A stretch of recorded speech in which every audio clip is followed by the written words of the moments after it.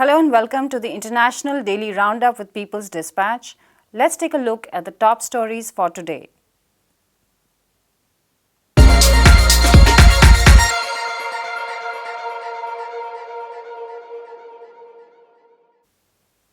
For our first story, we look at the Israeli airstrikes in the last few days. In a provocative act, which is in complete violation of all established international laws, Israel has once again carried out attacks on its neighboring countries in the last couple of days. Targets in Lebanon, Syria, and Iraq were bombed by attacks by the Israeli forces. The acts of aggression have been justified by the Israeli Prime Minister Benjamin Netanyahu. He called these attacks as defensive. The attacks on Iraq were first in decades. Israel had last attacked Iraq in 1981. It was carried out to destroy an alleged nuclear reactor Israel claimed Saddam Hussein was building at the time. On Sunday, August 25, a drone attack was carried out in the Iraqi city of Qim.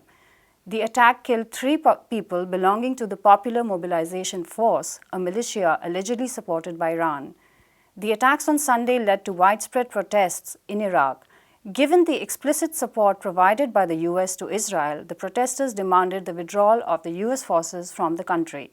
The attacks have put a question mark on Trump's proposal to establish a permanent base in the country as well. Sensing the opposition, Pentagon's spokesperson Jonathan Hoffman said on Monday that it respects Iraq's sovereignty and acknowledges its right to defend itself against any threat. However, Mike Pence, the US Vice President, tried to justify the attacks carried out by Israel as its right to defend itself from imminent threat. The US currently has around 5,000 troops in Iraq who came back to the country in 2014 after withdrawing in 2011. The US sees Monday's protests against its presence as motivated acts of the pro-Iranian militias and factions. The Fatah coalition, which has 48 out of 329 seats in the Iraqi parliament, has backed the demand for the withdrawal of the US forces from the country. Johnson & Johnson was fined over $500 million for causing Oklahoma opioid crisis.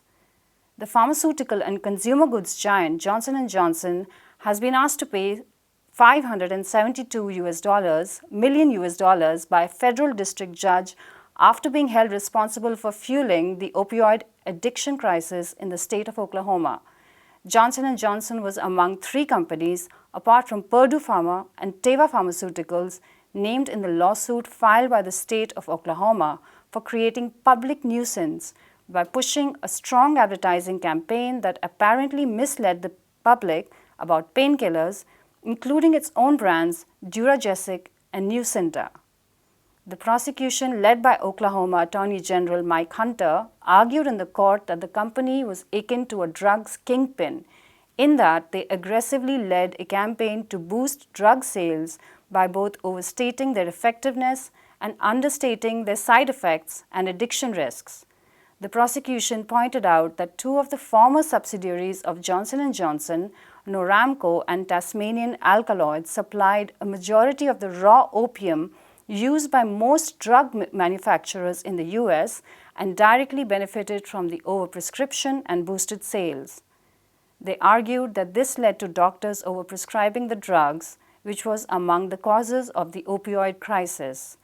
This was primarily according to the government's own estimates that opioid overdose has killed nearly 6,000 people in Oklahoma alone in the last 2 decades.